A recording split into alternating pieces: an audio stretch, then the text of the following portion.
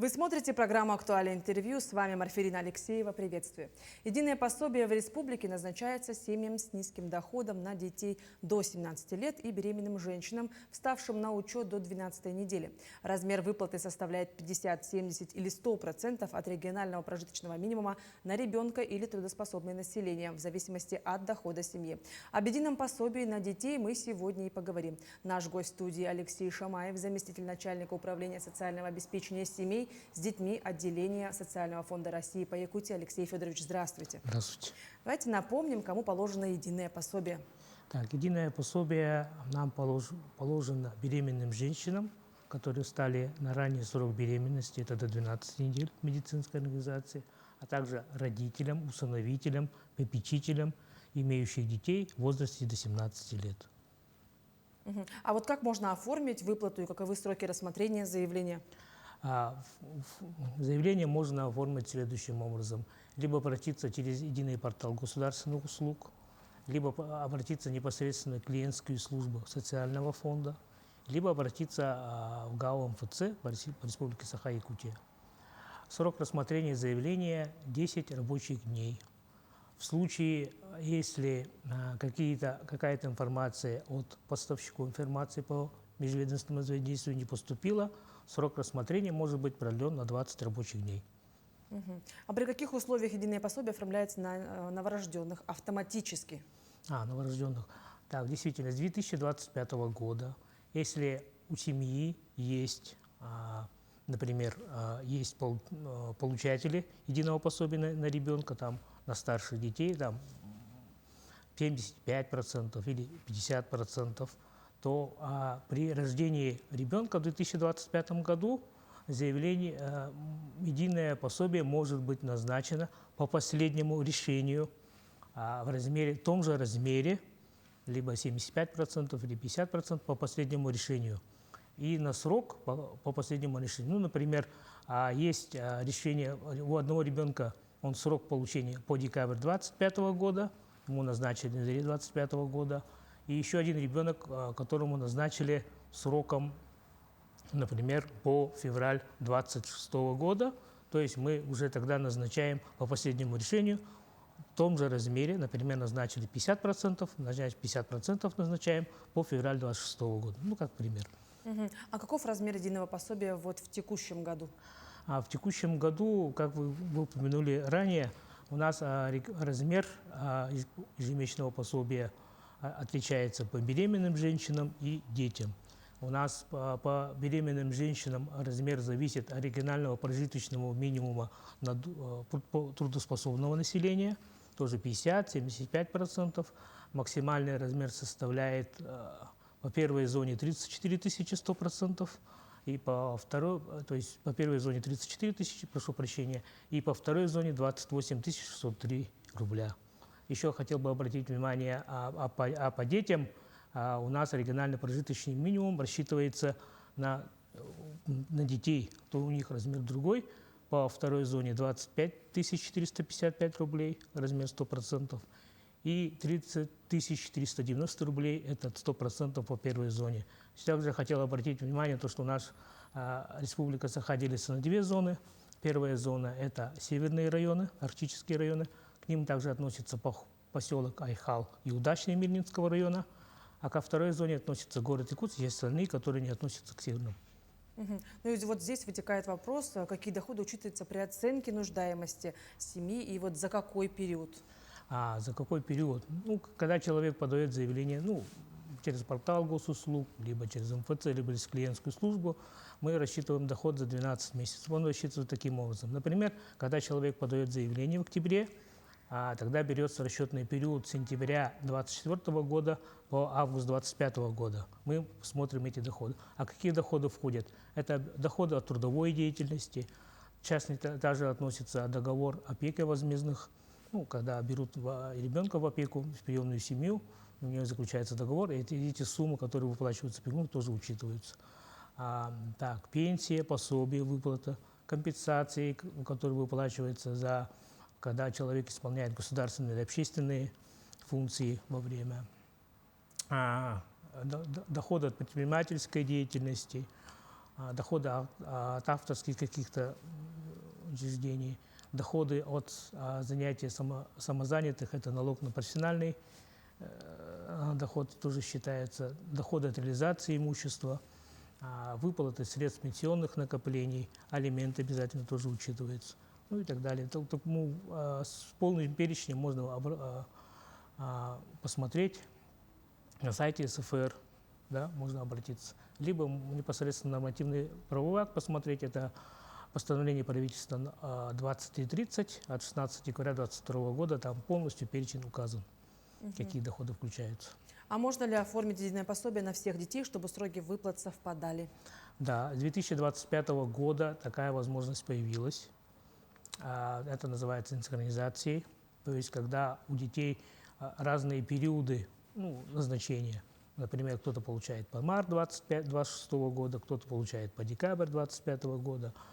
И, например, у кого-то из детей, вот так получилось, что по ноябрь 2025 года. То есть у них, если родитель хочет как бы синхронизировать весь этот период, она обращается по одному из них, например, как я сказал в этом примере, у одного ребенка заканчивается в ноябре 2025 года, то есть она может подать заявление в ноябре 2025 года и в своем заявлении указать всех 3 детей. И тогда им назначается с декабря 2025 года, и у них сроки назначения синхронизируются. И в следующий раз она будет подавать уже в декабре. Следующего года? Да, в декабре следующего года.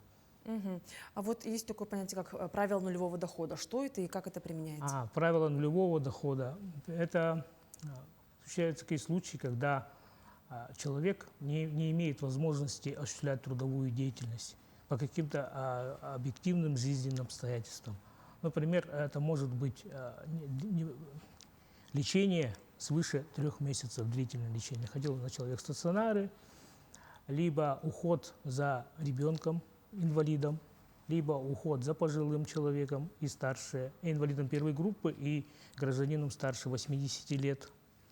Это либо обучение в образовательном учреждении именно очное до 23 лет, либо гражданин относится к коренным малочисленным народам Севера и ведет традиционный образ жизни, то есть у него нет возможности осуществлять трудовую деятельность другим способом. Либо на период нахождения, когда человек потерял работу, стал в центр занятости, и, соответственно, он в этот период не мог осуществлять трудовую деятельность. Далее, с 2025 года у нас появилось такое понятие, как 4 МУРОТ, то есть с 1 января 2025 года мы смотрим доходы. Если у гражданина доходы меньше, чем 4 МУРОТ, а МУРОТ у нас составляет 22 440 рублей, 4 МУРОТ – это 89 760 рублей. То есть если у него доходы меньше, чем вот эта сумма, мы уже смотрим уважительные причины отсутствия доходов. И этот период разный может быть, например, лечение, уход, либо беременность, или уход за ребенком. Если это период менее 10, то есть более 10, может как бы их совмещать, эти периоды отсутствия доходов, и должны составлять не более 10 месяцев. То есть мы тогда смотрим, например, такой пример, женщина была беременная, да, 6 месяцев, мы уже считаем, что это уважительная причина отсутствия доходов.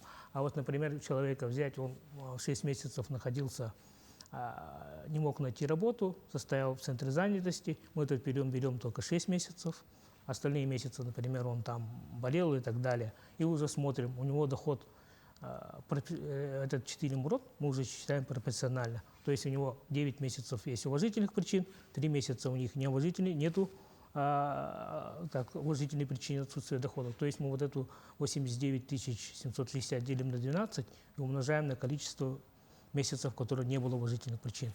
Если у него эта сумма будет меньше, чем, то есть будет чем 4 МУРОТ, соответственно, пропорционально, тогда это будет, тогда есть возможность назначить единое пособие. А вот расскажите про особенности для назначения единого пособия семьям участников СВО. Особенности СВО, участников СВО. Есть такое постановление правительства 1933. Оно вышло в 2022 году, когда началась операция СВО. И там были поименованы граждане, которые были призваны по частичной мобилизации по указу 647. И ним считается, что когда они подают заявление, мы этим участникам СВО, именно мобилизованных, не считаем доходы и назначаем на 6 месяцев. Именно на 6 месяцев. Есть другая категория. Это лица, которые участвуют в добровольных формированиях. Есть граждане, которые заключили контракт. И, как я упоминал раньше, по этим гражданам, к сожалению, постановление правительства 19 не относится. То есть они идут на общих основаниях, мы у них запрашиваем доходы. Доходы от военнослужащих, соответственно, за расчетный период. И, соответственно, при назначении мы рассмотрим их доходы, плюс доходы всех семей, делим на количество, делим на 12 и делим на количество членов семьи. Если у них получается меньше, чем прожиточный минимум по зонам, то есть по первой зоне 30 390, а по второй зоне 20 241, если меньше, то назначается единое пособие, если больше, то это будет отказ по повышению среднедушевого дохода семьи. Мгм. Ну и вот у нас еще пару минут осталось, и хотелось бы воспользоваться моментами и услышать от вас ответ на самый распространенный вопрос. Обычно все люди, что больше всего волнует именно по единым пособиям? Давайте разъяснение нашим зрителям. Как я говорил раньше, учитывается главное при назначении единого пособия – это комплексная оценка нуждаемости. Именно комплексная оценка нуждаемости. Это учитывается, во-первых, доходы семьи, во-вторых, имущество, движимое и недвижимое. По всем этим критериям, если отвечает семья, то назначается единое пособие.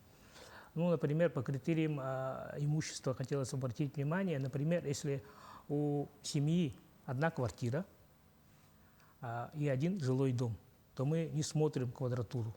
А если, например, у семьи есть 2 квартиры или доля какой-то квартиры, то мы считаем, смотрим и берем общую площадь 2 квартир и доли той квартиры, делим на членов семьи. Если получится меньше, чем 24 квадратных метра, это по жилым помещениям, квартирам, то они проходят по этому критерию. То же касается жилых домов, то есть 2 дома или имеют какую-то долю, или 2 дома у них имеют. Мы берем общую площадь этих 2 домов, делим на количество членов семьи, и, соответственно, если у них менее чем 40 квадратных метров, то они проходят по критерию нуждаемости.